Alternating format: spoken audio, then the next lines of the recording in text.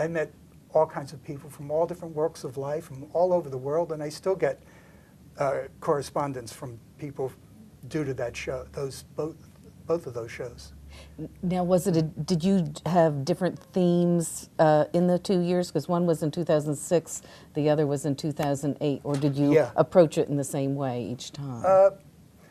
Well, when he first came to my studio, I had paintings that I had done as a Tiffany's projects for them. I had started the musical instrument series, and he told me at that first visit to hold back on those because I'm going to build a show, my next show, around your musical instrument series. So I produced 60 more pieces for the 2008 show, which was all instrument themes, floral instrument themes.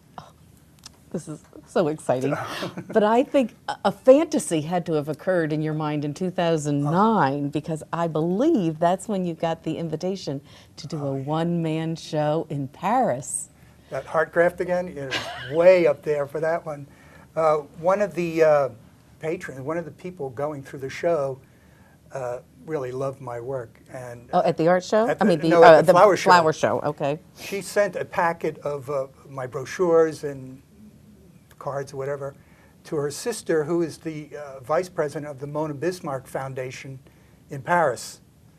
And I got a call from them, an email from them inviting me to exhibit. And it was such a magic, that was magic.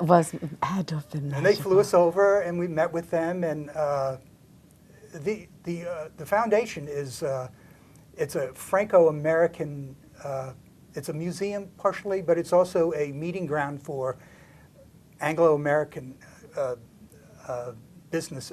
Well, as an example, like the Girl Scouts have an office in this in the building. And the building was Mona Bismarck, who was a fashion icon of the 30s.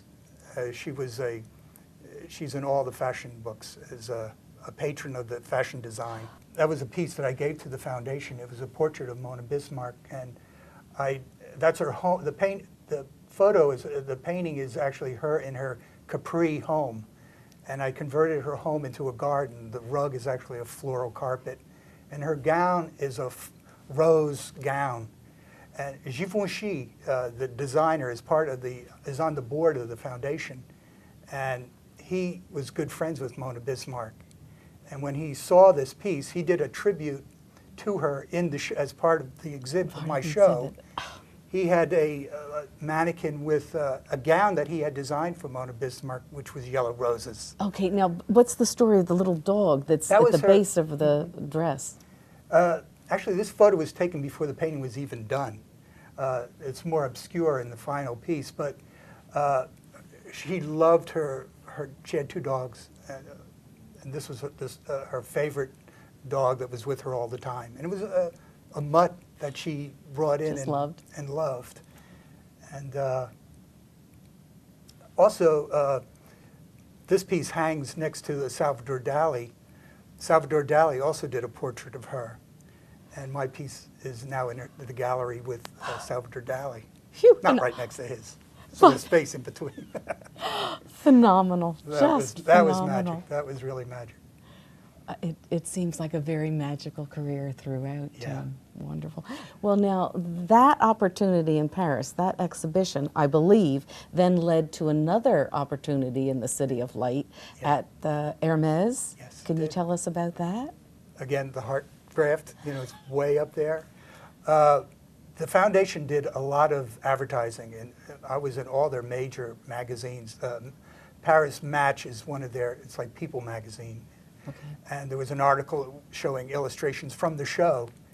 And Madame Manchery, who's in charge of design and color for Hermes, who's also in charge of a window display, the famous window, which I'll describe to you, saw the article and came to see the show and invited me from that visit. She invited me to come to Paris and meet with her and discuss the possibility of doing these 10 windows for Hermes for their holiday window, which is a great honor because see the windows, they use the windows on Faubourg Saint-Honoré. That's their flagship store. That's the main store. And it's right across from the Sarkozy's palace and the British Embassy. And Place de Concorde is just right there. So it's very key. And Hermes is one of the top product designers in the world. So this is like, for me, for anybody, this is quite an honor to be asked. But I sat with her and we discussed the possibility of doing a 9 feet by 15 foot painting for the main window, and then 10 additional pieces that they would reproduce large from existing work.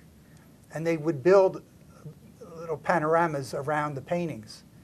And with the purpose of the window is that they would, with every season, they have a new set of windows, and they have new product that they want to introduce to the public. So in these windows, they would have like a handbag that's the first of a kind. And it would, after the exhibit, they'd take that bag and they'd put it in their archive as the first piece. And never to sell that. And never to sell that. And they had this unveiling for the windows where they have a cocktail party, and the press is there, celebrity film stars are there. And then they go out onto the street, they halt the traffic, and they have an unveiling of these windows. And anyone and Paris loves fashion. I mean, it's the city of fashion. So everyone is there to see these windows, and I was there. You were there, you were in the windows of Tiffany's and the windows of Hermes. Yeah, that was really magic. So, and the beauty of it too was that a lot of my peeps were there. A lot of the people I had met earlier from the show, from all over France, had come as invitations under an invitation to the Hermes windows. So it was like seeing old friends, meeting. So I have a lot of friends in Paris now.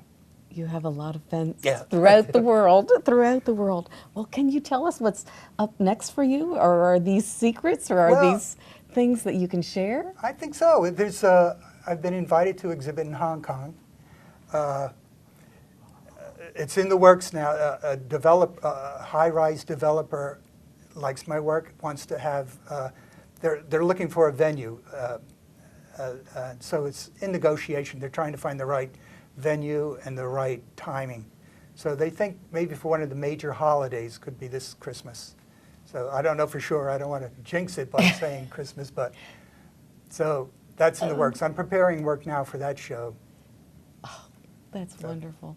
Well, with all these exciting adventures that have taken you from our Hunterdon County to all around the country to all around the world, do you have some special advice for the young people of today that have the aspirations to be an artist? Well, I would say what probably every parent says to their child, go for what you enjoy doing. And I'm proof of that. I do what I enjoy doing. I mean, I've made my life around what I love. And that's what, students should do. Follow their heart and do it, go for it. Go for what feels right, what you love. Follow your dreams. Yep, that's what it comes down to. Oh, that's wonderful. Well, I can't thank you enough for taking time to share with us today, Tim, and I can't wait to see you being inducted officially on Saturday evening, March 24th. Thank you so much. We'll be there. Thank you again for joining us. This is Debbie Lenteni, and I hope you enjoyed your visit with Tim Martin, an inductee into this year's 2012 Hunterdon Central Foundation Hall of Fame.